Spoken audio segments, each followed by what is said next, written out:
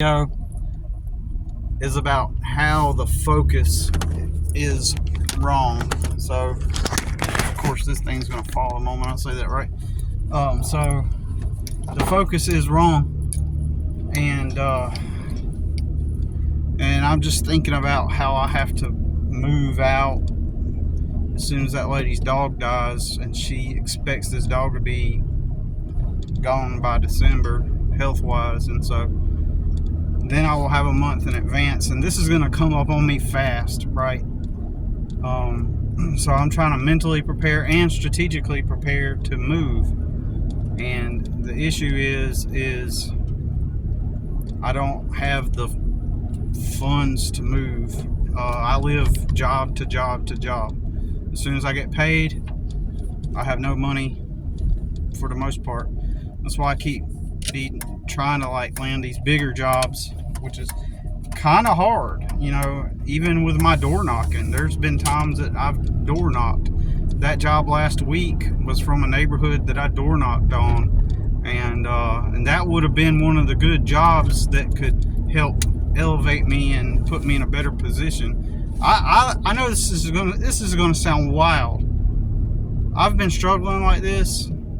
All it would take is just a few $1,000 jobs to put me on my feet. That's all it would take. The average person, they can't see that though. They can't see that. So their solution is going to instantly be, well, go work at the landscaping company. I am the landscaping company.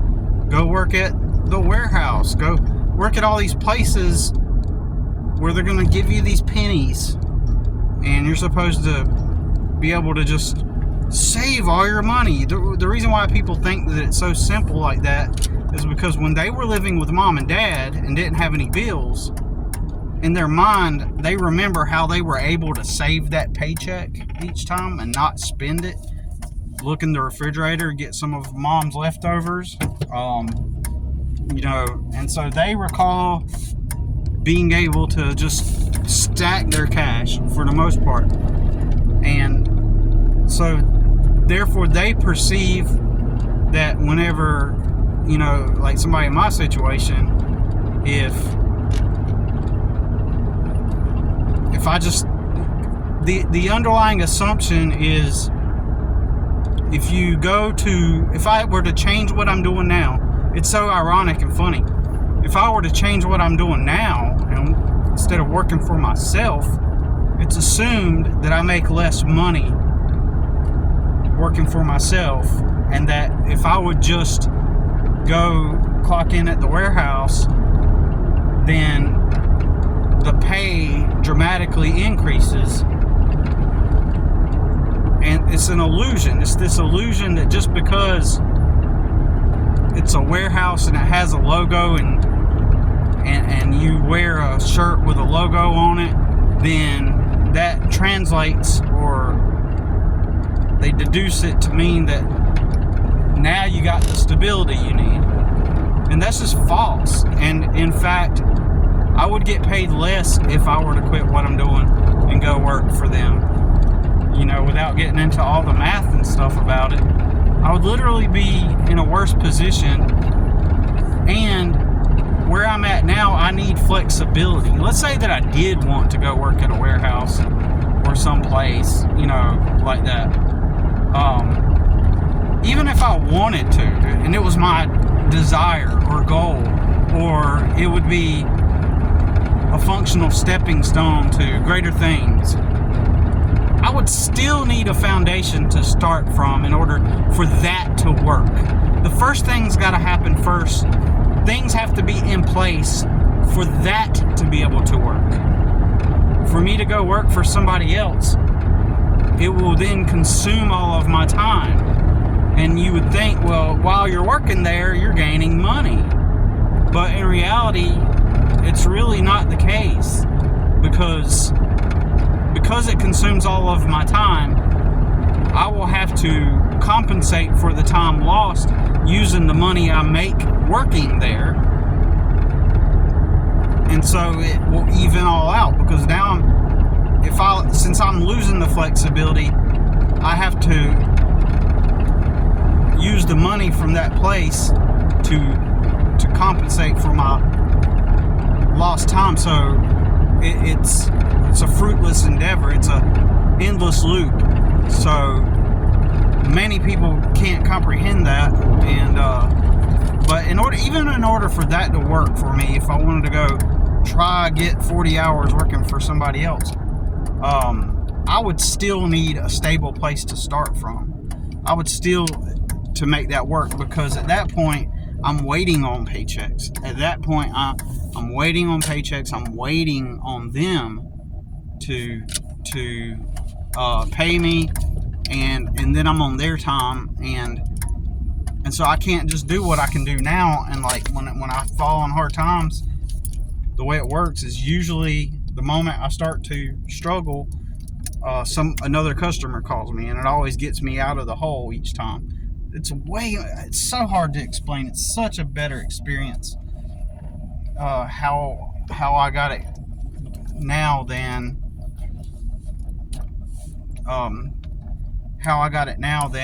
when I'm working for somebody else.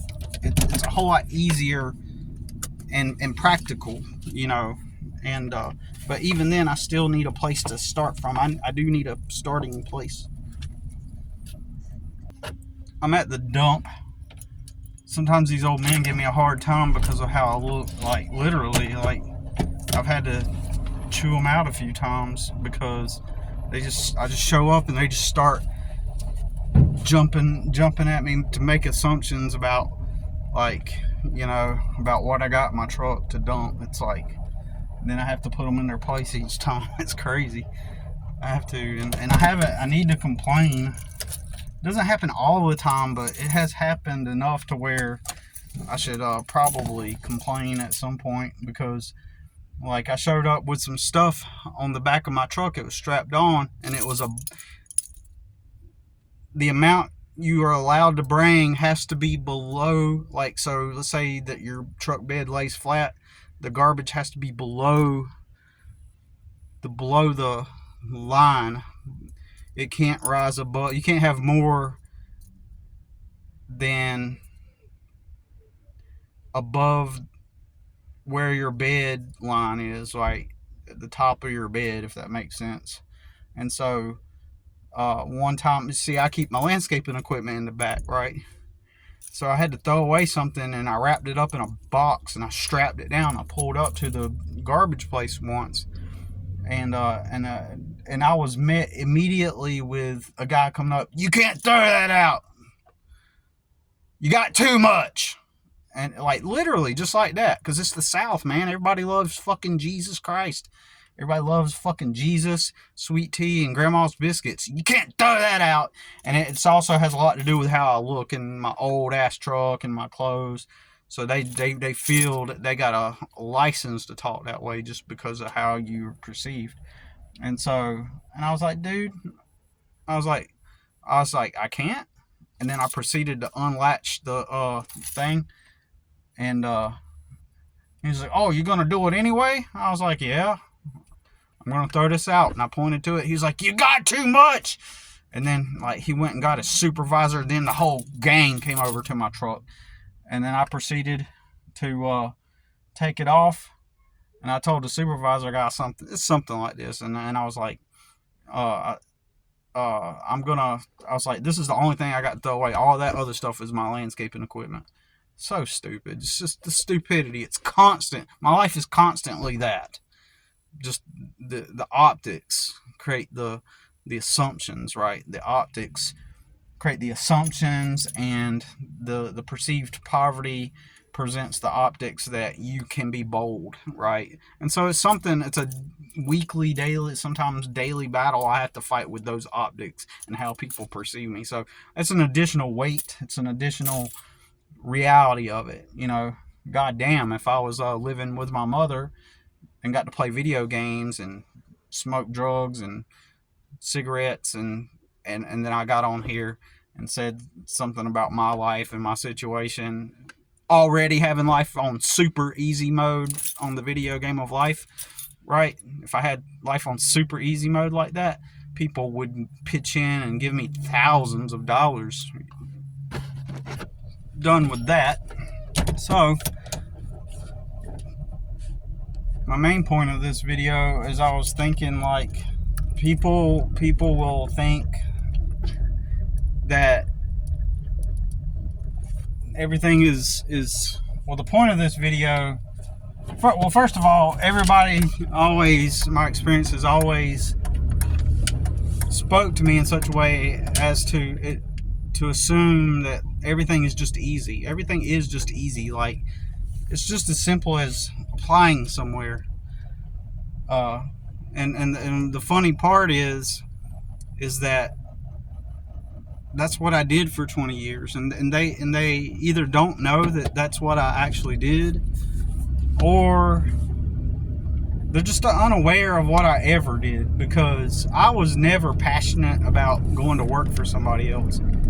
So I would never talk about work.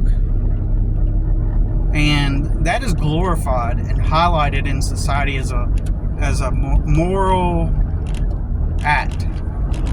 The act of waking up every day to go do something that you don't want to do, and be around people that you don't want to do, and do this like hard task that people don't like. You know, it's glorified, and that's on purpose, to create a wage slave mentality, so that you can wear it as a beacon of, or a badge of nobility and righteousness, that yeah, I get up and do this thing that I don't like every day so I can put food on the table, so I can feed my family, and that's supposed to be like the pinnacle of the American dream. It's like, and paradoxically, we will also talk about pursuing our dream, the American dream. We accept the wage slavery and honor and make it a noble, righteous act, a badge of ethics and morality, and then at the same time preach about how we should pursue the American dream. And then at the same time, we will preach and talk about how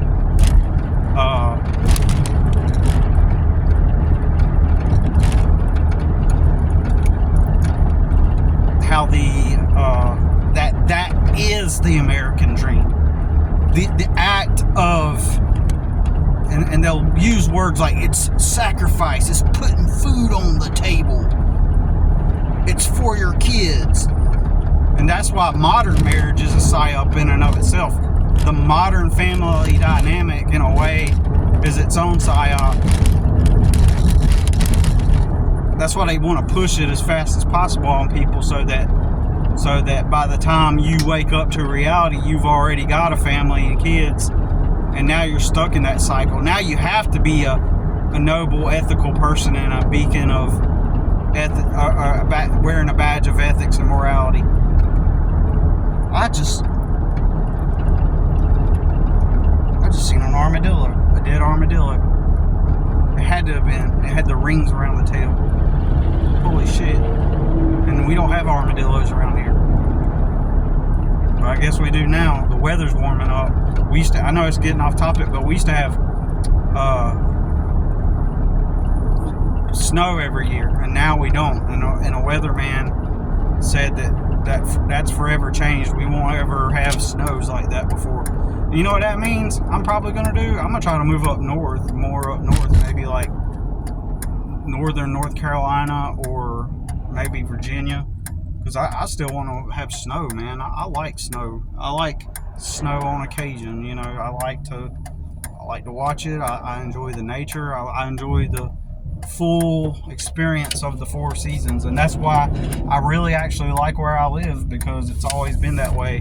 I like my planting hardiness zone 8A, which is if you're into gardening, that's just tells you what plants and flowers and trees thrive the most in that area, and it lets you know how to plant things properly, and anyways, but yeah, people think it's just so simple, right? That, you know, and what they're not understanding is that those jobs never paid me enough to get on my feet at all, and it's hard for them to comprehend how doing what I'm doing now is one step better. But neither of them have helped me get the cushion to start from yet, at least not yet, working for myself.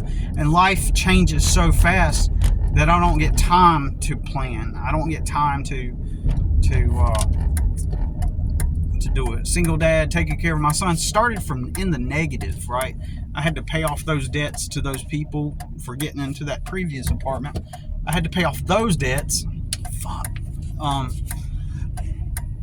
on. To those people that helped me get into that apartment, I had to pay off that. And then, so I started in the negative a couple years ago after I got out of the Salvation Army. And that apartment was $1,500 a month. There's no way I would have been able to sustain that working at a warehouse or at a landscaping company. You know, and then I was unable to sustain it long term because I just don't make enough. So all the money I made just left my pocket, like left. There'd be days I just have zero money, and it's just a constant loop because I don't have the foundation to start from. It's pretty damn simple. You know, I could go live in a vehicle, which was literally the plan, and I don't know how that's going to go now that Trump has made it to where law enforcement can just decide that you're mentally ill, and then you're taken off the street, you know, and they're going to look at me and assume that I'm doing drugs probably. And oh man, there's so many people I've had multiple times people go, they'll mention smoking like cigarettes, and then they'll be like, and then I'll somehow they have assumed that I'm a smoker, right? Because there's a certain archetype, there's a certain type way you look. If you look a certain way, it just assumes that you're probably a smoker, right? So a lot of people think I smoke. A lot of people think that I smoke cigarettes, and they'll be like, "Oh, I thought you smoked." No, I don't. I know I look like the blue collar, you know, trailer trash where everybody smokes, but I don't. If I did, people would send me thousands of dollars because I'd have to just say, I could say, oh, I'm quitting smoking. I'm going to not be a bum anymore. I'm going to quit doing the weed and the drugs. Oh my God, you're so incredible. Let us send you thousands of dollars because you're finally going to quit. Oh, humans, man. Anyway, so the goal, the American dream is defined as having this box that you work towards to maintain every night. And so the act of being at a miserable place for 40 plus hours a week, and it once you are in that position and you have the box that you get to pay for to go to every night, you've made it. Now you have succeeded. You're morally sound. You're a morally righteous contributor to society, and you're doing well, and you're doing what's right, and you're doing what everybody said. And so now you've arrived, but it's the wrong way to perceive it. The way to perceive it is you should be focused on, when I wake up every day, am I doing what I really want? Am I being who I really am? Am I actually doing what I want and being who I really am? And that job should serve as a stepping stone to get there if you're not at that place in life yet. But if that job is not serving as a stepping stone to forward progress with that, then you're not living life. You're part of the wage slave society. You're enmeshed in the trap. And don't worry, I'm still enmeshed in the trap because that's what I did for 20 years that got me to where I am now, to where I'm in chronic poverty. You know, had I pursued personal freedom at a young age, instead of pursuing what I thought would lead me to the stability that I always dreamed of, that wasn't handed to me like people like Snooks, where it's just handed to them and then people throw money at them. Like, if I would have just not tried to pursue the stability I thought I needed, which I did need, but if I had just pursued it, then I would. If I would have just pursued self-actualization and not and I had the education on how reality is, which is business, which is offering a product or service, that will get you to where you need to be, or it is the thing that you need to be self-actualized and actually content and happy in this life. Personal freedom should be the goal, and then the house, the box, is the side product, is the byproduct of that. All right, got to get back to work.